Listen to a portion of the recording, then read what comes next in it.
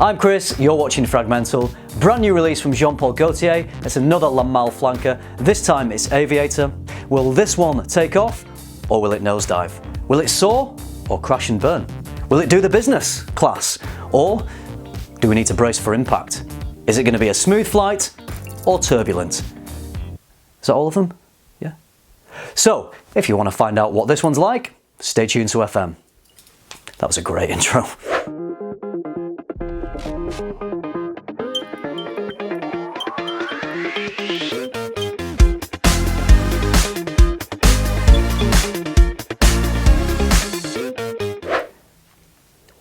Game changer.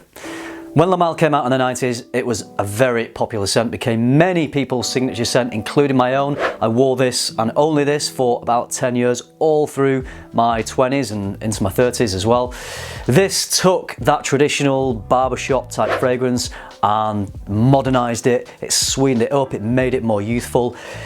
It gets noticed, it got compliments, it just, you know, it was an amazing scent. Everyone loved this, including me, and I still love this. I still think it is a very relevant scent. I think it is still good. So there's been loads of flankers, loads of Le Male flankers. Most recently we've had Le Beau, we've had in the navy. The ones that I own are the very popular Ultra Male, and I also have Eau Fraiche. Out of all of the ones I own, I would probably say Le Male is still my favourite, just because I have those associations with wearing it when I was younger and all the experiences I had in my life. It really is just a beautiful fragrance, and this will always be my favourite. I like Ultra Male, really kind of nice take on a sweet scent that's just got a bit of something to it. It's got a bit of depth to it. Great clubbing scent, as people always say. The sweetness here, it's super sweet. It's like a piercing sweetness. Very popular scent, does get noticed, does get compliments. But after Le Male, my favourite I would say is Eau Fraiche. Not even just for the summer, even though this doesn't have the performance of these two. This is just an incredible scent to wear all year round. Works amazingly well in the summer, lasts a little bit longer in the warmth. In the winter it doesn't quite perform as well, but this has a beautiful pop. It's certainly got that Le Male DNA, more so than Ultra Male. It's got that signature DNA that Le Male has, so it's got that mint, it's got that lavender, it's got more of a minty pop, it's got a little bit more neroli, so yes, it is a fresher scent, but it's got a gorgeous, fresher pop to it, which I really love. So, not that familiar with in the navy, it didn't get great reviews. I did smell it in store, but whenever I smelled it, it just didn't really impress me. It didn't make a mark on me. Certainly didn't feel it was good enough to want to buy. Recently, Le Beau, I've smelled a few times in store. I've worn it on skin a few times and I enjoyed it. It was fine. It seemed to move away from that Le Male DNA, which is what I love so much about Le Male, so I wasn't too impressed with that. And it added some coconut, so it had this kind of slightly creamy, exotic feel. It was fine. Again, it didn't really inspire me enough to want to buy it. Okay, so that brings us to the newest fragrance, which is Aviator. So personally, since Le Male Eau Fraiche, which has come in various different presentations, you've got Popeye, you've got Superman, you've got the weird sailor dude, I can never remember what that guy's called. Anyway, whichever bottle of those you get, I think you can still find them all online. It is the same formulation. So Le Male Eau Fraiche, whichever bottle you have, it's the same formulation and it's lovely. I think it's a really nice scent. Since then, I found the Le Male flankers a little bit underwhelming, if I'm honest. So, with the new one, Aviator, does this put us back in the right direction? Is this a flanker that we can get excited about, or is it just another slightly uninspiring release? Right, I'm going to try and break it down for you in this video. Let's start off by taking a look at the notes and the package.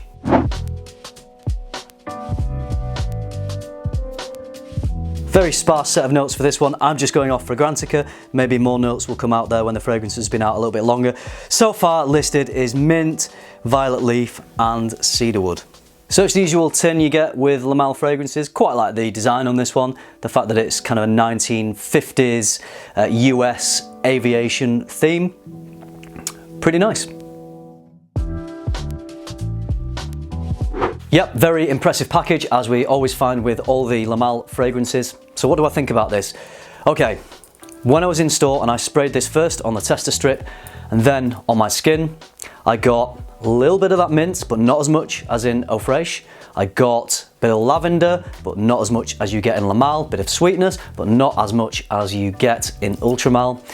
If I'm honest, The opening was very underwhelming. It comes across as generic. It's got a little bit of that Le Male DNA, but it's not got that addictive pop, that lovely complement factor pop that I find Ultra Male and Eau Fraiche and Le Male have, not so much Le Beau.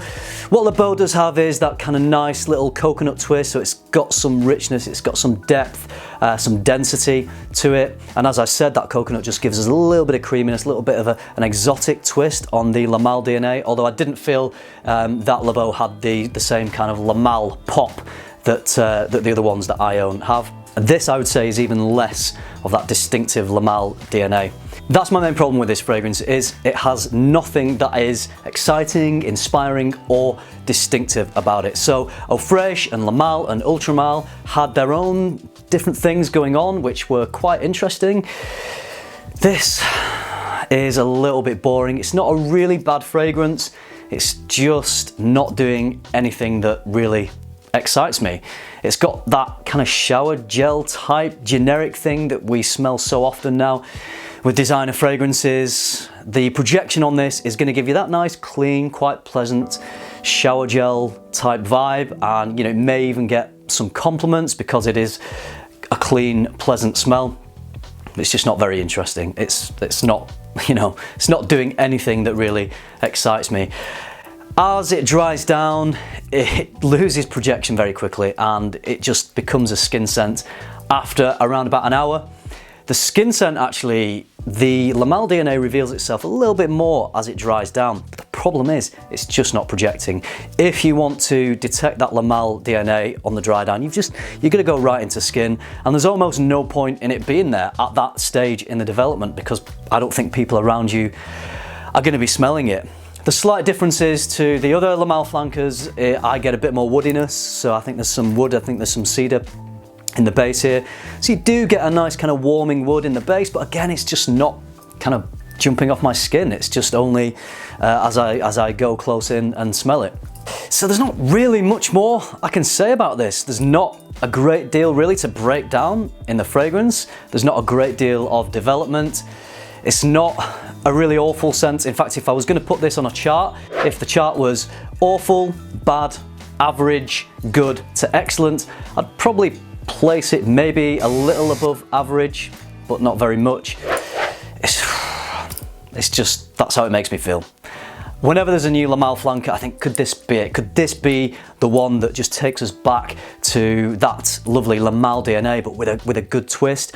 And I'm a little bit disappointed that it doesn't tie into the aviation thing. There's nothing in this that makes me think of aviation, of pilots, of flying, of planes. Why not? Why can't it tie in with that? Why couldn't we have a little bit of leather to tie in with, a leather flight jacket? Why couldn't there be that kind of slight petroleum nuance, like we get in things like Fahrenheit, that just adds a bit of complexity, maybe, ties in with jet fuel? I don't know. I feel like there could be some better tie-in. I think it's a marketing thing. I think it's just a different colour of bottle. I think they've thought, well, what have we not done? Okay, dark green. That's like, a flight suit, so let's call it aviation. It's a marketing thing, and it just annoys me a little bit that it doesn't tie in more, and that they've just not been more creative, and they haven't been more adventurous. And to be honest, I feel we're at a point now with these Le Male flankers, since the new company took over. I think it was after Ultra Male. I know Eau Fraiche was very good, and that's quite popular, but after that fragrance, I just don't feel we've had anything that's been very creative. I think the life has gone now from the Le Male flankers, unless they're prepared to get a little bit more creative. I can't see that any more Le Male flankers, which I'm sure we will get some. I can't see that they're going to do anything better than what we've already had. Sad but true. I actually smell the female release that comes out side by side with this one. It's called Pinup, and you know what? I much preferred that one. Yes, it lent more feminine, but I could have worn it and it just seemed more interesting. It seemed more pleasing to me. It seemed like it had more character, more distinctiveness than this one. I would wear this, no problem wearing it. It's not a bad fragrance, but do you really want to reach for something that is just not exciting or inspiring? Join the Scent Geeks every Monday as we podcast about all things fragrance. You'll find us anywhere you can usually find a podcast. Links are in the description below this video. See you there, geeks. I think I'll sell this on because I just don't see myself reaching for this over the other Le Male fragrances that I own or all the other fragrances that I have in my collection. So just to sum up, it's a bit disappointing, bit boring, bit generic. That's it. The performance isn't really helping it out either. I just got an hour of a generic bit of projection and then it just became a skin scent for maybe kind of 6 to 7 hours. Sometimes people watch my videos and they let me know that they've got much better performance. You know, maybe my skin chemistry sucks with this one, who knows. I hope it works for you, I hope you get a better performance, but I got average, possibly below average performance on this one. The cost of this is £71, that's for the 125ml. I would have preferred to have bought the 75ml so that it just fit in with the rest of my Le Male fragrances, but that one isn't available yet. I'm sure it will be released in the 75ml further down the line, so I had to buy this one. But it doesn't really matter to me that much that it's not the same size as my others because I don't think I'll be keeping this one. So as of making this video, it is only available in Debenhams here in the UK. I'm not sure when or where it will be available in the States, but for the next week or two, I think it's just Debenhams. So if you do fancy trying this, head down to Debenhams, have a spray. Spray Pinup as well, spray the female one because I thought it was better than this one. I think this is a good opportunity to give you a little bit of an insight into how I run my channel. You'll probably notice that whenever I give an average or slightly negative review, it's often for a designer fragrance.